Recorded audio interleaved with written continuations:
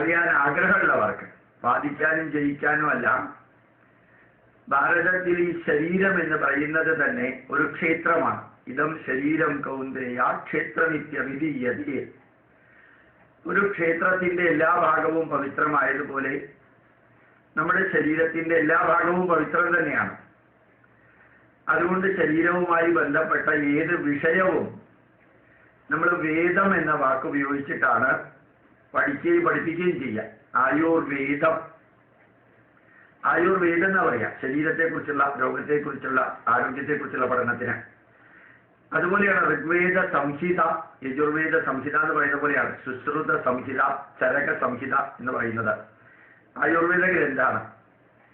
അതുപോലെ തന്നെ കാമശാസ്ത്രം, അത് പോർണോഗ്രഫി അല്ല. ഒരു വാത്സ്യായന മഹർഷി മനുഷ്യ ശരീരത്തിലെ സെക്സിനെ കുറിച്ച് പവിത്രമായിട്ട് എഴുതിയിരിക്കുന്നതാണ്. സിനിമയിൽ കാണുന്ന പോലെ നഗ്ന നൃത്തമൊന്നും അല്ല അതിനകത്തുള്ളത്.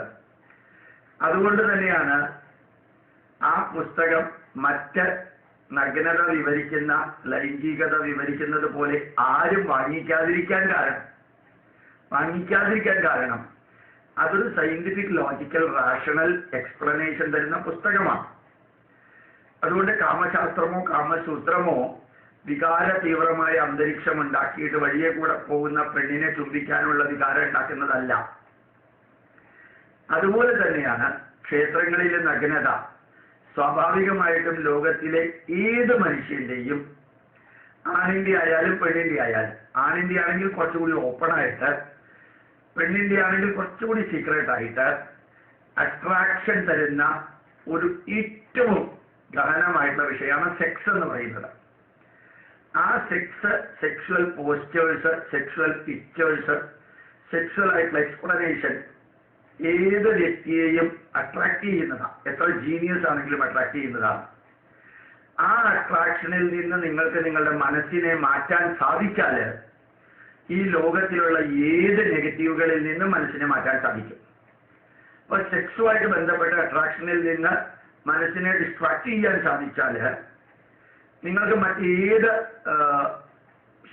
ചെവിയെയോ കണ്ണിനെയോ മൂക്കിനെയോ നാക്കിനെയോ ത്വക്കിനെയോ 5 സെൻസറി ഓർഗൻസിനെ ഇൻഫ്ലുവൻസ് ചെയ്യുന്ന ഏതിൽ നിന്ന് മനസ്സിനെ മാറ്റാൻ സെക്സ് എന്നുള്ളതിൽ നിന്ന് നമുക്ക് സന്യാസം ഇങ്ങോട്ടേക്ക് മാറാൻ സാധിക്കും.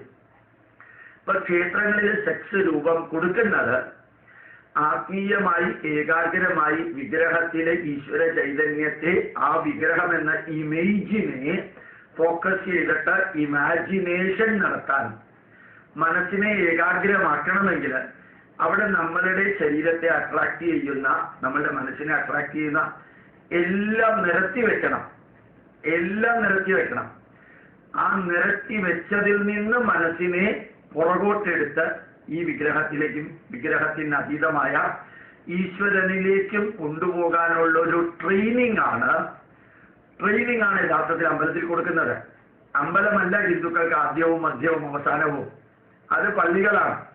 ജനിക്കുമ്പോഴും മുസ്ലിം പള്ളിയിലേക്കും ക്രിസ്ത്യൻ പള്ളിയിലേക്കും പോകണം, വിവാഹത്തിനും മുസ്ലിം പള്ളിയിലേക്കും ക്രിസ്ത്യൻ പള്ളിയിലേക്കും പോകണം, മരിക്കുമ്പോഴും അവരുടെ ഡെഡ് ബോഡി മുസ്ലിം പള്ളിയിലോ ക്രിസ്ത്യൻ പള്ളിയിലോ അടക്കണം. ഇത് മൂന്നും ഹിന്ദുവിന് വേണ്ട. അതിനിടയ്ക്ക് ജനനത്തിനും മരണത്തിനും ഇടയ്ക്ക് ഈ മനസ്സിനെ ആത്മീയതയിലേക്ക് അട്രാക്ട് ചെയ്യാനുള്ളൊരു പ്രാക്ടിക്കൽ എക്സ്പീരിയൻസ് ആണ് ശരീരത്തിനെയും മനസ്സിനെയും അട്രാക്ട് ചെയ്യുന്ന എല്ലാം മുമ്പിൽ നിരത്തി വെച്ച് അതിൽ നിന്ന് മനസ്സ് ചെവിയായാലും കണ്ണായാലും മൂക്കായാലും നാക്കായാലും തൊക്കായാലും നമുക്ക് പിൻവലിച്ചിട്ട് ഈ ശ്രീകോവിലിനകത്തുള്ള ഈശ്വര രൂപത്തിലേക്ക് എത്തിക്കാൻ പറ്റുമോ നോക്കാം. പത്മനാഭസ്വാമി ക്ഷേത്രത്തില് എത്രയോ നഗ്ന രൂപങ്ങളുണ്ട്. നിങ്ങൾ ശ്രദ്ധിച്ചാൽ അറിയാൻ സാധിക്കും. ഒരൊറ്റ മനുഷ്യൻ പോലും അതിന്റെ മുമ്പിൽ അത് തന്നെ നോക്കിക്കൊണ്ടിരിക്കില്ല. അതുപോലെ ഖജുരാഹോ ടെമ്പിള്, 1014 വർഷങ്ങൾക്ക് മുമ്പ് ഉണ്ടാക്കിയ ഖജുരാഹോ ടെമ്പിള്, അവിടെ ആൾക്കാർ പ്രദക്ഷിണം വെക്കുന്നുണ്ടാവും, അത് തന്നെ നോക്കി നിൽക്കുന്നുണ്ടാവില്ല. വിദേശികൾ ഫോട്ടോ എടുക്കുന്നുണ്ടാവും, അല്ലാതെ അത് മ്യൂസിയത്തിലുള്ള ചില സാധനം കാണുന്ന മാതിരി ഒന്നും നോക്കിയിരിക്കില്ല. അപ്പോ പവിത്രമായിട്ടുള്ള നഗ്നതാ പ്രദർശനം ആത്മീയതയുടെ കേന്ദ്രീകരണത്തിനാവശ്യമാണ്. അത് പവിത്രമല്ലാതെ വരുമ്പോഴാണ്, പവിത്രമല്ലാത്ത പ്രദർശിച്ചപ്പോഴാണ്, നഗ്നരല്ലെങ്കിൽ പോലും എറണാകുളത്തെ മറൈൻ ഡ്രൈവില് 10,000 കൂടിയത് ഈ നീചകർമ്മം, KR ഗൗരിയമ്മ പറഞ്ഞതുപോലെ തല്ലി ഓടിക്കേണ്ടവരാണ് ഇവര് എന്ന് KR ഗൗരിയമ്മ പറഞ്ഞു. മാതൃഭൂമി പത്രം അതിന് ഒരു എഡിറ്റോറിയൽ എഴുതി സപ്പോർട്ട് ചെയ്തു ചുംബനത്തെ.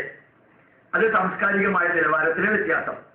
അപ്പോ ഈ ചുംബനം പബ്ലിക്കായിട്ട് കാണിച്ചത് വൈകാരികമായത് കൊണ്ടാണ് മറൈൻ ഡ്രൈവിൽ 10,000 തടിച്ചുകൂടിയത്, കോഴിക്കോട് തടിച്ചുകൂടിയത്. പത്രമാധ്യമങ്ങളിൽ അത് വന്നത്. ഒരു പത്രമാധ്യമത്തിലും ഒരു പത്രമാധ്യമത്തിലും പത്മനാഭസ്വാമി ക്ഷേത്രത്തിലെയോ ഖജുരാഹോയിലെയോ ചിത്രങ്ങൾ പരിധിക്കപ്പുറം വികാരമുണ്ടാക്കുന്ന രീതിയിൽ വരാറില്ല.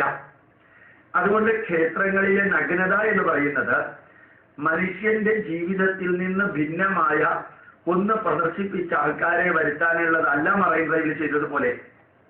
മറിച്ച് ഏതെല്ലാം അട്രാക്ഷനുകൾ ഉണ്ടെങ്കിലും, ആകർഷണ വിധേയമായ കാര്യങ്ങളുണ്ടെങ്കിലും അതിൽ നിന്നും മനസ്സിനെ പുറകോട്ടെടുത്ത് വിഗ്രഹത്തിലേക്ക്, ക്ഷേത്രത്തിലേക്ക്, ക്ഷേത്ര ലക്ഷ്യത്തിലേക്ക്, ക്ഷേത്രത്തിന്റെ മാർഗത്തിലേക്ക് കൊണ്ടുപോകാൻ വേണ്ടി മാത്രമാണ് നഗ്ന രൂപങ്ങൾ വെച്ചിരിക്കുന്നത് എന്നുകൂടി അറിയാൻ സാധിക്കുമ്പോഴാണ് മനസ്സിനെ ഏകാഗ്രമാക്കാൻ ക്ഷേത്രങ്ങൾ എത്രത്തോളം പവിത്രമാണ് എന്ന് മനസ്സിലാവുന്നത്. ധാരാളം മുസ്ലിങ്ങൾ ഈ നഗ്നതയെ കുറിച്ച് ഹിന്ദുക്കളോട് ചോദിക്കാറുണ്ട്. അതിന് അറിയാമെങ്കിൽ ഉത്തരം പറയാം, അല്ലെങ്കിൽ ഉത്തരം പറയണ്ട. ഈ ഉത്തരം പറയാൻ അറിയാത്തവര് ഒന്നുകൂടി ചെയ്യാം. ഒന്ന് വാദിക്കാനും ജയിക്കാനും പോവാതിരിക്കാം. 2 സമയം കിട്ടുമ്പോൾ ഖുർആൻ ഒന്ന് വായിക്കാം, ബൈബിളും ഒന്ന് വായിക്കാം. അതിനകത്ത് 21ാം നൂറ്റാണ്ടിലേക്ക് ഒരു കാരണവശാലും ചേരാത്തത് മാത്രമേ ഉള്ളൂ. അതിലൊരു 10 തിരിച്ചിട്ട് കൊടുക്കാം. അപ്പോ വാദിക്കുന്നതിന് പകരം പ്രതിരോധിക്കാം, തിരിച്ചടിക്കാം. അതും കൂടി പഠിക്കണം. അത് അർജുനനോട് ശ്രീകൃഷ്ണൻ പറഞ്ഞതുപോലെ ശരിക്ക് സാമദാന വേദദണ്ഡം നന്മ നിറഞ്ഞ രീതിയിൽ കൗരവരോട് പറയേണ്ടത് പറഞ്ഞു. അവരോട് ഉപദേശിച്ചു. 6 ഗ്രാമങ്ങൾ തന്നാൽ മതി, ബാക്കിയുള്ളത് നിങ്ങൾ എടുത്തോളൂ എന്ന് പറഞ്ഞു. അതൊന്നും കൗരവർ കേട്ടില്ല. അവസാനം കൃഷ്ണൻ പറഞ്ഞത് ധർമാന്തി യുദ്ധ ശ്രേയോന്യ ക്ഷത്രിയസ്യ വിദ്യത, നേരിട്ട് യുദ്ധം ചെയ്യാൻ തന്നെ ഇറങ്ങി പുറപ്പെടാം. ഞാനിവിടെ യുദ്ധം ചെയ്യാനല്ല നിങ്ങളോട് പറഞ്ഞത്, മറിച്ച് അതിശക്തമായിട്ട് തന്നെ പ്രതിരോധിക്കാൻ അവരുടെ ഗ്രന്ഥങ്ങളിൽ നിന്ന് തന്നെ ഒരു 10-15 എണ്ണം എടുത്ത് അങ്ങോട്ട് ഇട്ടുകൊടുക്കാം. ഏത് രാജ്യത്തിലാണ് പ്രതിരോധിക്കുന്നത് എന്ന് തിരിച്ചറിഞ്ഞിട്ട് വേണം അത് ചെയ്യാൻ. സൗദി അറേബ്യയിലോ ദുബായിലോ ഒമാനിലോ ഖത്തറിലോ പോയി ചെയ്ത് കഴിഞ്ഞാൽ ചിലപ്പോൾ ഇങ്ങോട്ടേക്ക് വിസ വേണ്ടി വരില്ല വരാൻ. അതുകൂടി ചിന്തിച്ചിട്ട് വേണം വാദിക്കാൻ പോവാൻ.